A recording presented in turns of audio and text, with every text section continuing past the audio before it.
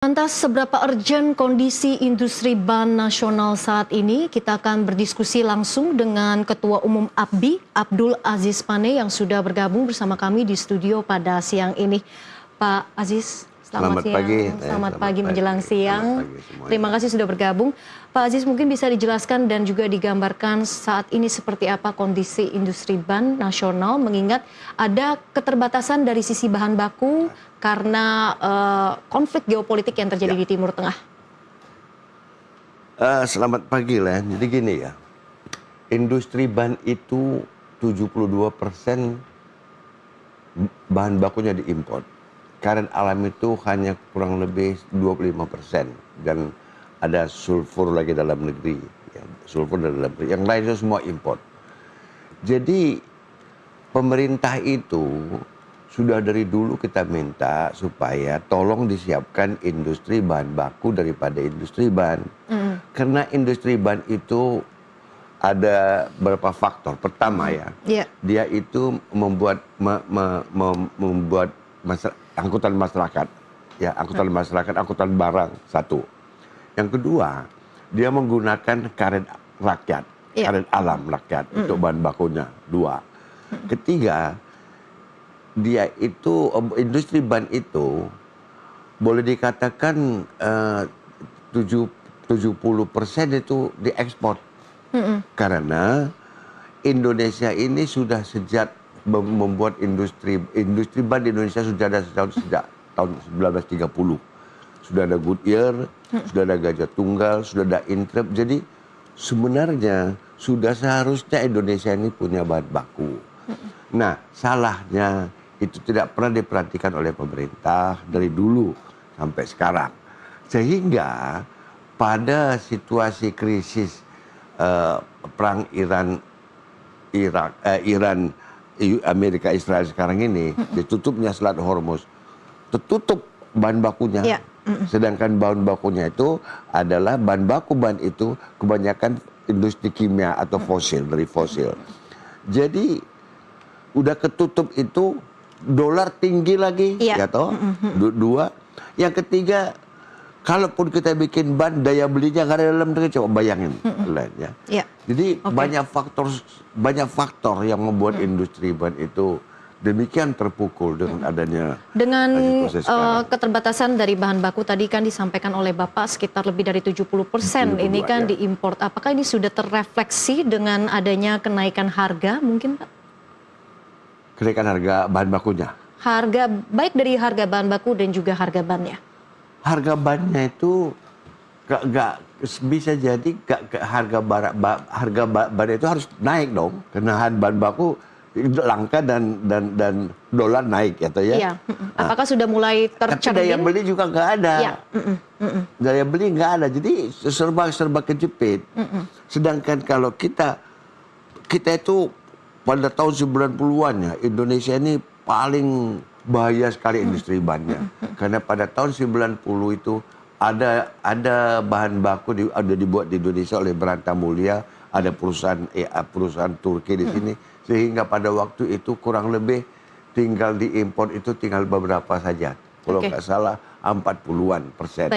Tapi 98 terjadi krisis. Ini lari semua itu industri kimianya. Baik, di sisi lain juga kita melihat bahwa ada industri ban dari negara-negara lain seperti China. Ini apakah juga semakin menghimpit industri ban domestik? Baik tadi ada tantangan dari bahan baku dan kemudian juga dari daya saing, seperti apa, Pak? Betul sekali. Jadi gini, Cina itu adalah negara industri yang datang ke Indonesia ini dengan ekosistem yang komplit. Ya, kami punya bahan baku, kami punya teknologi, kami masuk Indonesia. Nah, Indonesia ini kalau nggak hati-hati, digulung sama Cina. Kayak sepatu ya, tekstil. Ban juga bisa kalau pemerintah nggak perhatikan. Dia gulung. Kenapa? Cina itu dia ekosistem. Jadi bahan baku ada, teknologi ada, mesin ada, dia nggak perlu impor. Kalau kita kan tergantung. Jadi kita cuman industri, boleh dikatakan industri separuh-separuh ya toh. Hanya bikin ban aja tapi tukang cetak aja, tukang jahit. Kita nggak siap dengan segala macam kayak di Cina, Thailand atau Vietnam. Ini masalahnya. Seharusnya Indonesia mendorong kita sejak tahun 90-an ke arah situ. Tapi kan 1930 sudah ada pabrik ban di sini, Goodyear ya. Sehingga sebetulnya kebijakan apa nih yang harus dilakukan pemerintah untuk juga melindungi industri ban domestik di tengah gempuran masuknya dari China ini misalnya, Pak? Pertama, tolong dibereskan import ilegal dari ban-ban Cina. Import ilegal itu masuk dari pelabuhan. Ada 30 pelabuhan di Indonesia yang nggak punya tuan tanah ya. Ada 30 di Bengkulu, di Dumai, di Papua, di Sulawesi ada 30. Nggak ada tuannya itu. Jadi dari situ mereka masuk. Jadi amankan dulu tuh import ilegal. Karena kita udah setengah mati begini, masuk lagi ban import kan habis kita. Ya, dan itu bisa habis 40 bisa 20 jutaan karyawan habis. Oke, dengan berbagai dinamika tadi yang disebutkan oleh Bapak ya, mulai dari krisis bahan baku, potensi kenaikan harga, daya beli, belum lagi juga import-import ban ini dari China, termasuk yang juga ilegal. Apa yang mitigasi apa yang juga sedang dipersiapkan oleh industri ban domestik? Apakah cenderung menahan ekspansi atau seperti apa, Pak? Wah, nggak bisa ekspansi, survive aja udah susah. Oke, sekarang lagi di mode survival begitu ya? Survival dulu.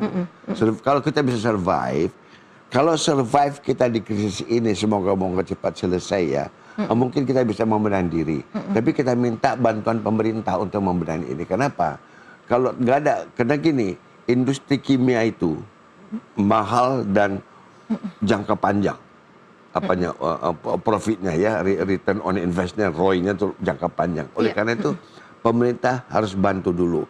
Sementara ini tolong dimasukkan bahan bakunya tuh nggak usah di tax, nggak usah dipajak, dikasih masuk diberikan dulu. insentif begitu ya, Pak? Intensif dulu biar dia nggak tutup. Karena ban ini perlu untuk rakyat, untuk kemarin ini pulang kampung, ambil hasil pertanian dari desa ke kota itu kan semua untuk mobilitas masyarakat ya, Pak. Persis. Tapi kalau kita kembali membahas bahan baku untuk mencapai yang namanya kemandirian industri, apa yang menjadi barriernya ataupun juga tantangan bagi kita sendiri untuk industri bahan baku? Apakah itu memang teknologi ataupun juga investasinya yang memang juga cukup besar untuk adanya industri bahan baku ban ini? Bagus sekali pertanyaannya, Bu Ellen. Jadi gini, industri kimia itu besar sekali modalnya dan jangka panjang baru bisa profit, karena dikit-dikit. Nah, untuk ini orang lebih suka bisnis properti yang cepat ya, bikin properti retail kan cepat ya. Jadi masyarakat itu tidak akan tertarik untuk membuat industri ban itu kalau pemerintah nggak bikin insentif.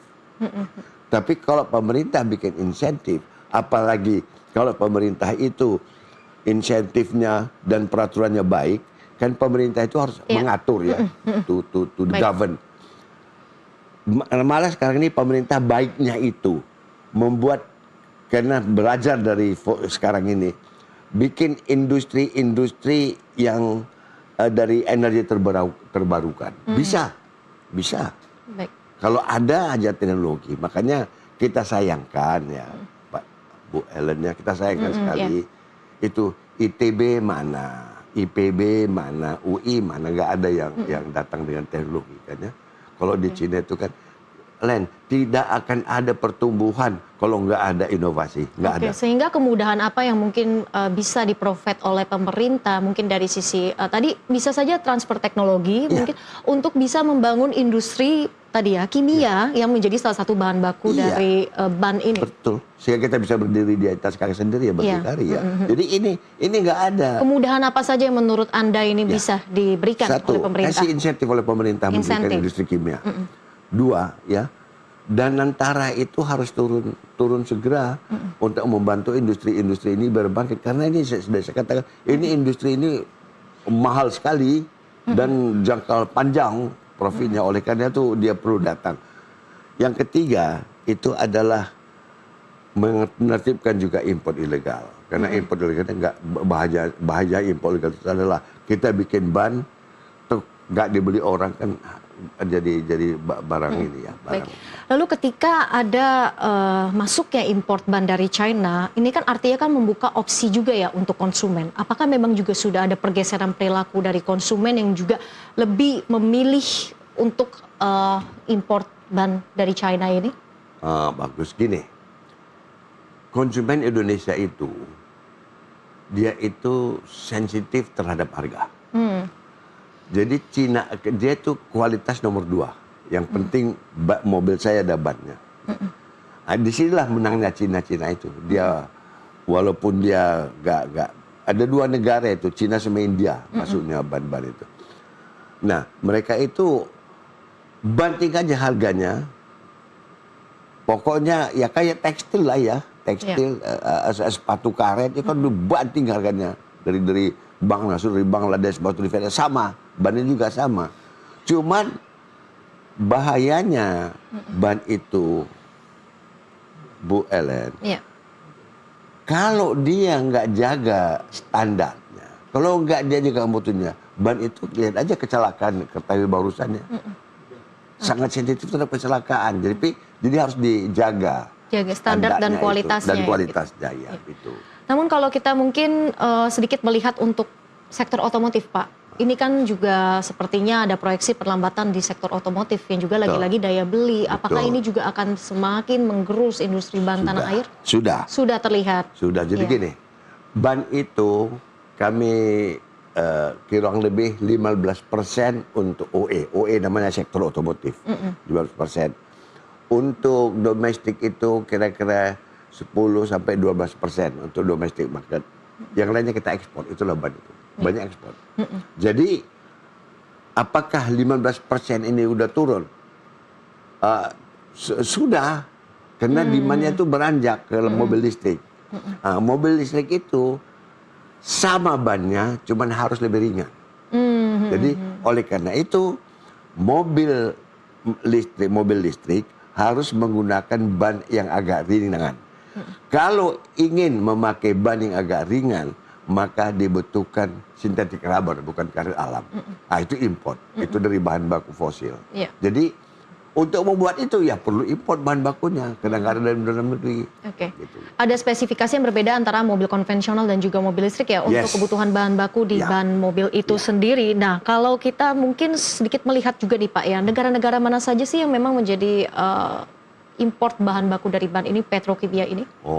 Apakah memang dari negara-negara Timur Tengah tidak ada opsi negara lainnya? 1 India, 2 Korea, 3 Cina. 4 Amerika. Jadi bahan baku di sana itu juga, industri bahan baku yang di sana itu juga bahan dasarnya dari Timur Tengah. Contoh Korea, dia sekarang nggak bisa supply, karena nggak ada bahan baku, nggak ada bahan dasar saya untuk bikin itu. Jadi tadi ya tujuan ekspornya lagi-lagi source, bukan ekspor maksud saya importnya, bahan bakunya itu memang lagi-lagi source dari Timur Tengah. Nah tadi kalau kita ngomongin soal import, kalau tujuan ekspornya itu negara mana saja Pak? Kinerjanya juga seperti apa? Sebetulnya yang paling bagus pasar kita sampai tahun 2024 itu Amerika. Karena Amerika itu memberikan pada pemerintah Indonesia GSP, General Specific Preference. Ada preferensi khusus untuk produk-produk Indonesia. Sehingga kita bisa mengalahkan produk-produk Cina maupun Thailand ke Amerika. Besar kali pasar kita di Amerika. Tapi sesudah adanya Trump ini dengan segala macam tarifnya itu, sekarang pasar kita mau bergeser, kita sekarang lagi mengarah ke Eropa dan Afrika. Jadi Anda melihat untuk sepanjang tahun 2026 ini prospek industri ban nasional ini akan kemana Pak arahnya? Pertanyaannya bagus sekali. Kalau pemerintah, ya kita survive dulu deh. Yang penting survive dulu sampai akhir perang ini. Ya, kalau sudah kita survive akhir perang ini, baru kita cari akal-akalan. Karena gini, sebetulnya banyak sekali industri-industri bahan baku yang dari fosil itu bisa digantikan oleh komoditas. Misalnya ya, rubber processing oil (RPO) itu bisa dari CPO. Jadi diversifikasi ya, begitu ya. Diversifikasi. Okay. Nah, cuman butuh teknologi. Butuh teknologi ya siapa ya? Perguruan tinggi lah ya. Ini perguruan tinggi kita kan nggak bungkem aja, nggak ada kemajuan. Oke, baik ya, itu yang menjadi salah satu catatan agar bisa mandiri secara industri bahan baku ya tentunya ya. Baik, terima kasih Bapak Abdul Aziz Pane selaku Ketua Umum Asosiasi Perusahaan Bank Indonesia atas waktunya sudah bergabung bersama kami di Nusantara Economic Update. Sehat dan sukses selalu Pak. Terima kasih Helen, terima kasih para. Terima kasih. Dan pemirsa, dialog tadi juga sekaligus menjadi penutup perjumpaan kita hari ini. Ekonomi bukan sekedar angka, tapi nafas kehidupan kita semua. Dari pasar tradisional hingga industri digital, dari rakyat kecil hingga kebijakan besar. Semua saling terhubung. Saya Leng Gracia, pamit undur diri. Terima kasih dan sampai jumpa.